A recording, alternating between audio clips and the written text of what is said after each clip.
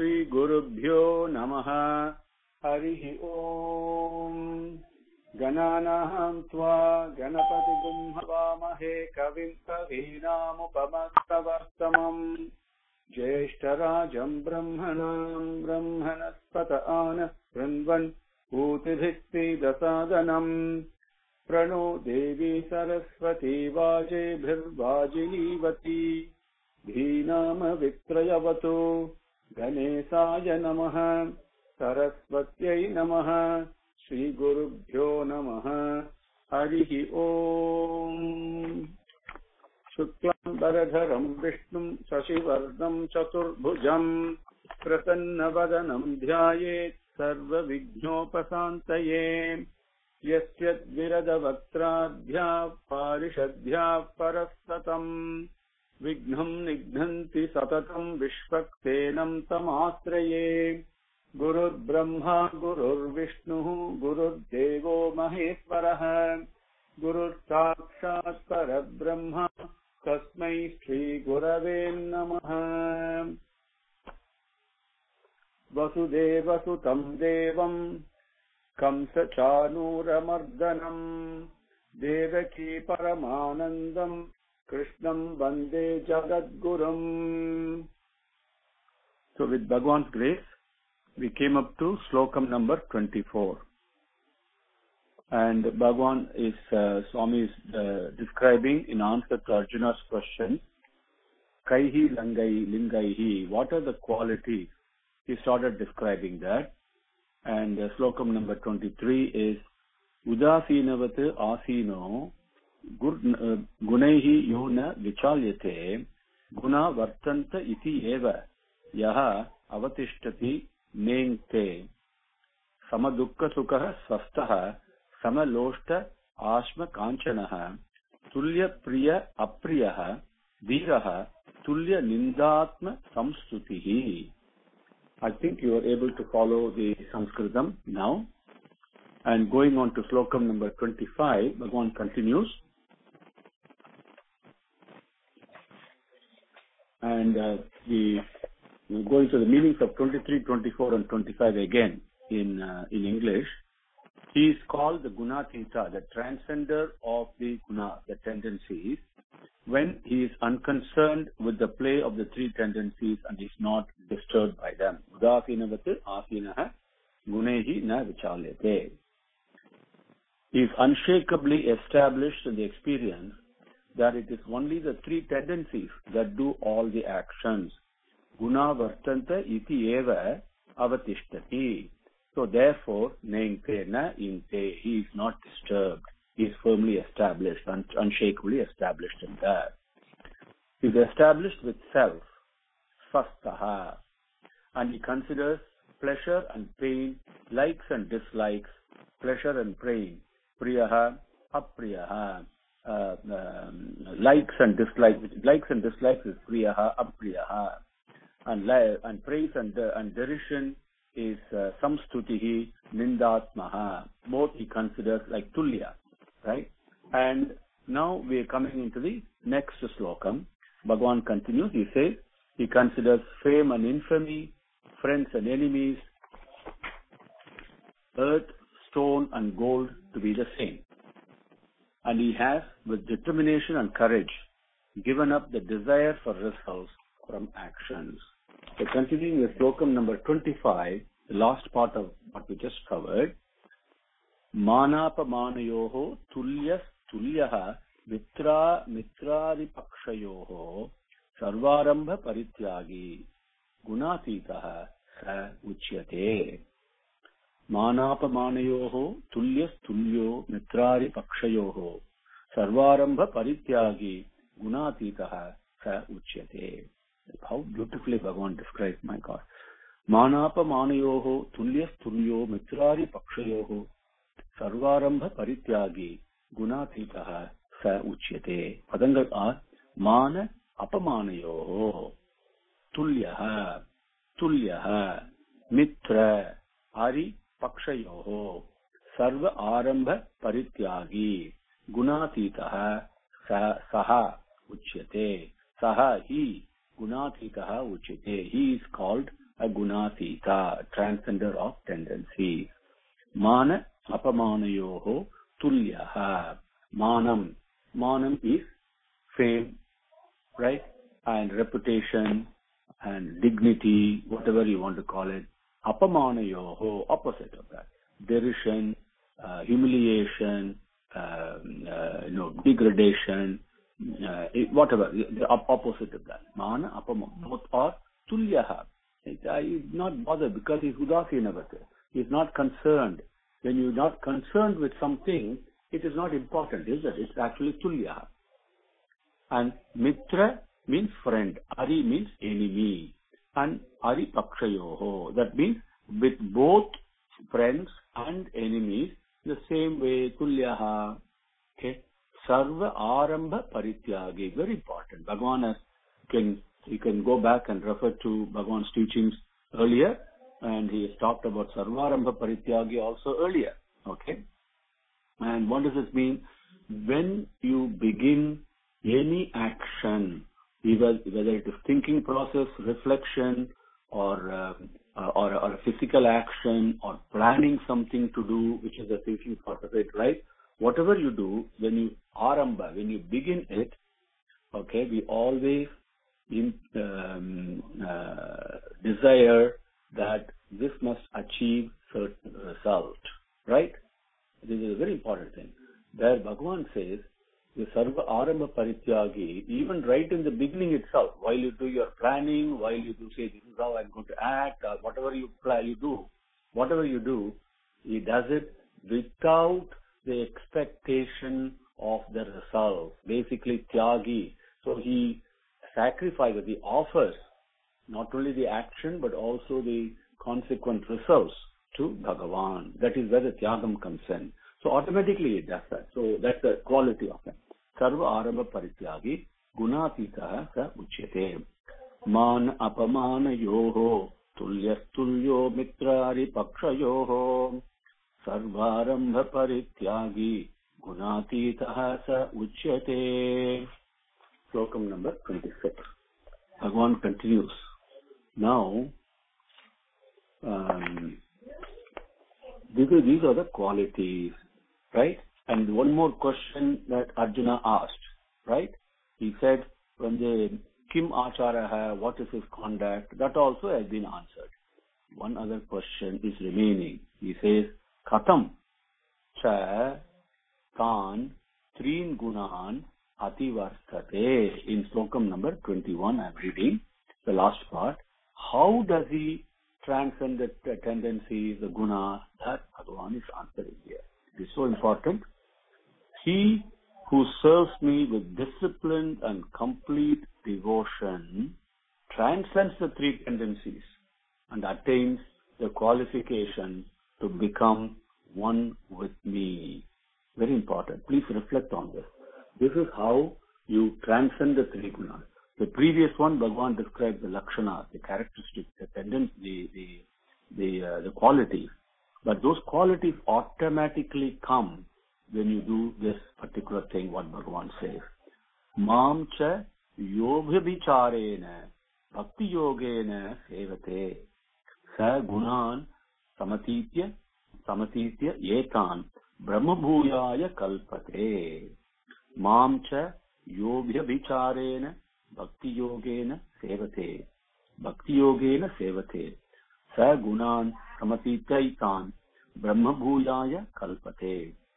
Mam cha yogya vicharena bhakti yogena sevate sa gunan samatitya brahma bhuyaya kalpate. Padangal mam cha yaha abhyabhicharena bhakti yogena sevate saha gunan samatitya etam brahma bhuyaya kalpate. Yaha, who, mom, me, abhyabhicharena, very important. It's without falling short, with full shraddha, with full dedication, determination, perseverance, all right, not giving up. That practice, that practice and that process, abhyabhicharena, okay, bhakti yogena, and embracing me through love to me. You must love me. When you love Bhagavan, that is bhakti. Bhakti yogena, sevate, one serves me, worships me. Sahacha, he also. Etan gunan, these gunas, these three gunas that we talked about. Samatitya, atitya is going beyond, transcending. Samatitya means very easily, okay, very easily it transcends. Brahma bhuyaya becomes one with Brahma. Brahma bhuyaya becomes most expansive. When you love Bhagavan, you become love itself. And love is most expansive. Brahman is huge, greater than the greatest. That is what love is. Brahma bhuyaya kalpate. He deserves. He not deserves. He attains a qualification too. Right? When we get a degree in a college, we get qualification. Right? We are qualified to get that degree. Like that, when you become a devotee of Bhagavan, automatically you become Brahma himself, one with Brahma himself. Mam cha yogya vicharena bhakti yogena sevate sa gunan samatitya etan brahma bhujaya kalpate. Then question comes, Brahma bhujaya, Bhagavan says is qualified to become one with Brahma. Who is this Brahma? Next question comes. What is this? Bhagavan himself answers that in the final slokam. Again, just like all the other slokams, these are nectarine, coming from Bhagavan's mouth itself. He says, I am the one and the only vast, expansive, indestructible, deathless, eternal, incomparably blissful final home. Am I not? He asked Arjuna. Very nicely, that a mother would do to a child. Very lovingly. Brahma bhuyaya kalpate. Well, who is this Brahma? It is me. Am I not? He is asking. So beautifully. Brahmano hi pratishtaham amrutasya avyayasya cha sasvatasya cha dharmasya sukasya eka antikasya cha. Brahmano hi pratishtha aham amrutasya avyayasya cha sasvatasya cha dharmasya sukasya ekantikasya cha. Brahmano hi pratishtaham amrutasya avyayasya cha sasvatasya cha dharmasya sukasya ekantikasya cha. Padangal Brahmanaha Brahma bhujaya kalpate. Bhagavan is describing that now. Okay? Brahma bhujaya. Who is this Brahma? Brahmana hi pratishtha aham amrutasya avyayasya cha sasvatasya cha dharmasya sukasya ekantikasya cha. Now, these Sanskritam words, Padangal, are so simple that I think you will be able to understand the meaning of that.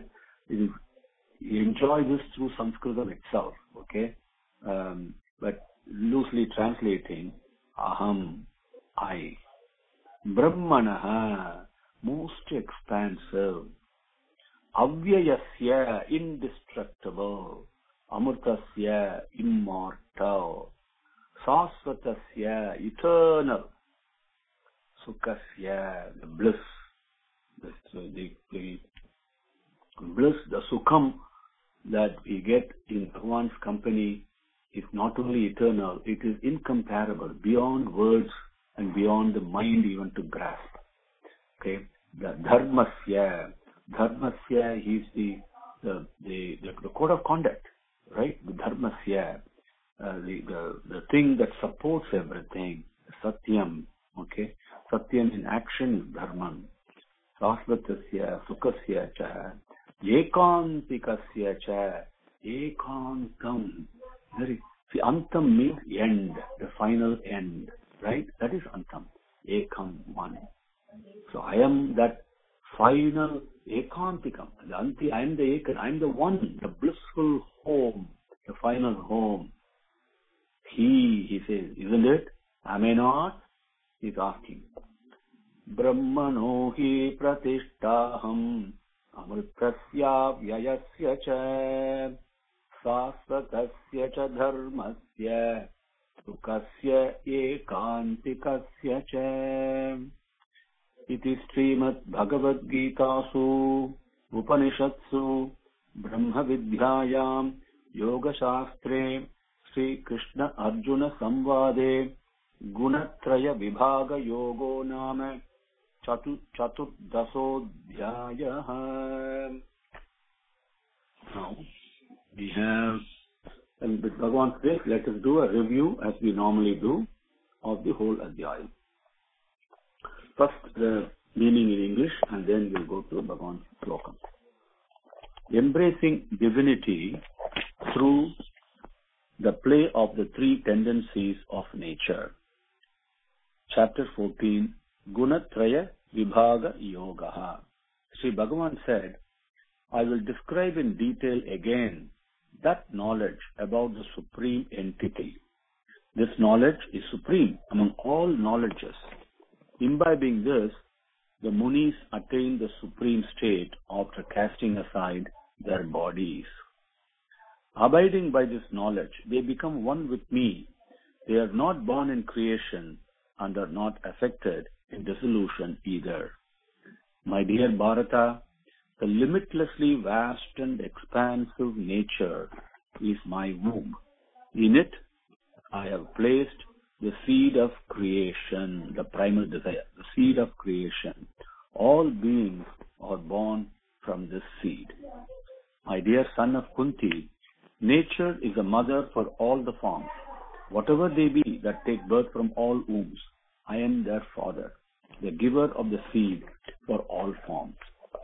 O mighty-shouldered one, three tendencies, sattvic, sattva, rajas and tamas, are born in nature. They delusively bind the indestructible indweller to the destructible bodies. My dear sinless Arjuna, the pure, illumining and harmless sattva tendency delusively binds the indweller to the body through its attachment to pleasure and knowledge. My dear son of Kunti, the rajasic tendency shows itself in the form of desire, aggressiveness and acquisitiveness. It delusively binds the indweller to the body through attachment to action. My dear Bharata, know that the tamasic tendency is born from ignorance and deludes all embodiments. It binds the indweller to the body through delusion, lethargy, and sleep. My dear Bharata, the sattva tendency attaches you to pleasure, the rajasic tendency attaches you to action, and the tamasic tendency wields your innate wisdom and attaches you to delusion. My dear Bharata, the sattva tendency will overpower the rajasic and tamasic tendencies and rise up. The rajas will do the same with sattva and tamas. The tamas will do the same with sattva and rajas tendencies. When wisdom and knowledge shine through every opening in the body, then it must be understood with certainty that the sattva tendency is predominant. But Bharatashava, when the rajas tendency is predominant, then greed, mischief of the senses, compulsion of action, absence of peace, and acquisitive tendencies will be evident. O the best of Kurus, when the tamas is predominant, dull-wittedness, lassitude, lethargy, delusion, and attachment will be evident. If sattva tendency is predominant at the time of death, then the indwelling soul reaches the pure and blemishless world of the supremely wise. With rajas dominant at the time of death, the rebirth among those attached to action takes place. Likewise, with the dominance of tamas at the time of death, He takes birth in the wombs of the dull-witted and the unwise. It is said that good deeds yield pure sattva tendencies. The rajas tendency leaves misery in its wake, and the tamas promotes ignorance. Knowledge sprouts from sattva, greed from rajas, ignorance and deluded attachment from tamas. Those with sattva tendency progress spiritually. With rajas tendency, they remain where they are. Dwelling in the lowest of the tendencies, tamas, they regress. When he becomes aware that there is no doer of deeds other than the three tendencies, sattva, rajas and tamas, and learns that there is a supreme entity beyond the three tendencies, then he experiences me. The body is created by the three tendencies, sattva, rajas and tamas. Transcending these three tendencies, the indweller, who is delusively bound by these three tendencies to the body, the indweller releases himself from the bondages of birth, death, old age and misery and attains his deathless state again. Arjuna said, "My dear Lord, with what qualities is he able to transcend the three tendencies? What is his conduct like? How does he transcend the three tendencies?" Sri Bhagavan said, "My dear son of Pandu, transcending the illumining mind from the sattva tendency, the entanglement from the rajas tendency, and the confusion from the tamas tendency, he neither dislikes what he gets, nor desires what he does not. He is called the transcender of the tendencies, Gunatita, when he is unconcerned with the play of the three tendencies and is not disturbed by them. He is unshakably established in the experience that it is only the three tendencies that do all actions. He is established with self, and he considers pleasure and pain, likes and dislikes, praise and derision, fame and infamy, friends and enemies, earth, stone and gold to be the same. And he has, with determination and courage, given up the desire for results from actions. He who serves me with disciplined and complete devotion transcends the three tendencies and attains a qualification to become one with me. I am the one and only vast, expansive, indestructible, deathless, eternal, incomparably blissful final home. Am I not?" Thus ends the 14th chapter called Guna, Thraya, Vibhaga, Yogah, embracing divinity through the play of the three tendencies of nature, as explained in the benevolent dialogue between Krishna and Arjuna, in the Upanishad called the Bhagavad Gita, which is truly a Brahma Vidya and a Yoga Sastra. Gunatraya Vibhaga Yogaha Chaturdasodhyayah. Sri Bhagavan Uvacha Param Bhuyah Pravakshyami Jnananam Jnanam Uttamam Yat Jnatva Munayah Sarve Param Siddhim Ito Gataha. Idam Jnanam Upasritya Mama Sadharmyam Agataha Sargepi na Upajayante Pralayena Gatanti Cha Mama Yonihi Mahad Brahma Tasmin Garbham Dadhami Aham Sambhavah Sarvabhutanam Tataha Bhavati Bharata Sarvayonishu Kaunteya Murtayaha Sambhavanti Yaha Tasam Brahma Mahat Yonihi Aham Bija Pradaha Pita. Sattvam Rajas Tama iti Gunaha Prakriti Sambhavaha Nibadhanti Mahabaho Dehe Dehinam Abhyayam Tatra Sattvam Nirmalatvat Prakasakam Anamayam Sukasangena Badhnati Jnanasangena Cha Anagha Rajo Ragatmakam Vidhi Trishna Sanga Samudbhavam Tan Nibadhnati Kaunteya Karmasangena Dehinam Tamastu Ajnanajam Vidhi Mohanam Sarvadehinam Pramada Alasya Nidrabhihi Sat Nibadhnati Bharata Sattam Sukhe Sanjayati Rajaha Karmani Bharata Jnanam Avrutyatu Tamaha Pramade Sanjayati Utaha Rajaha Tamascha Abhibhuya Sattvam Bhavati Bharata Rajaha Sattvam Tamaschaiva Tamaha Sattvam Rajasthatha. सर्वद्वारेषु देहिस्मिन् प्रकाश उपजायते ज्ञानं यदा तदा विद्यात् विवृद्धं तत्त्वम् इति उत। लोभः प्रवृत्तिः आरम्भः कर्मणाम् असमः स्पृहा रजः एतानि जायन्ते विवृद्धे भरतर्षभ। अप्रकाशः अप्रवृत्तिः च प्रमादः मोह एव च तमस्येतानि जायन्ते विवृद्धे कुरुनन्दन। यदा सत्त्वे प्रवृद्धे तु प्रलयं याति देहभृत् तथा उत्तमविदां लोकान् अमलान् प्रतिपद्यते। रजति प्रलयं गत्वा कर्मसङ्गिषु जायते तथा प्रलीनः तमसि मूढयोनिषु जायते। कर्मणः सुकृतस्य आहुः सात्विकं निर्मलं फलम्, रजसस्तु फलं दुःखम्, अज्ञानं तमसः फलम्। सत्त्वान् सञ्जायते ज्ञानं रजसो लोभ एव च, प्रमाद मोहौ तमसः भवति अज्ञानमेव च। ऊर्ध्वं गच्छन्ति सत्त्वस्था, मध्ये तिष्ठन्ति राजसाः, जगन्य गुणवृत्तिस्था अधो गच्छन्ति तामसाः। न अन्यं गुणेभ्यः कर्तारं यदा दृष्टा अनुपश्यति, गुणेभ्यः च परं वेत्ति मद्भावं सः अधिगच्छति।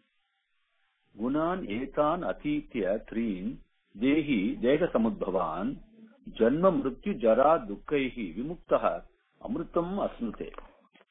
अर्जुन उवाच कैः लिङ्गैः त्रीन् गुणान् एतान् अतीतो भवति प्रभो, किम् आचारः, कथं च एतान् त्रीन् गुणान् अतिवर्तते।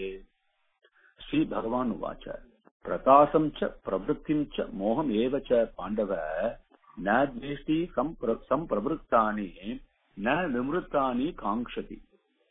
उदासीनवत् आसीनः गुणैः यः न विचाल्यते, गुणा वर्तन्ते इति एव यः अवतिष्ठति नेङ्क्ते।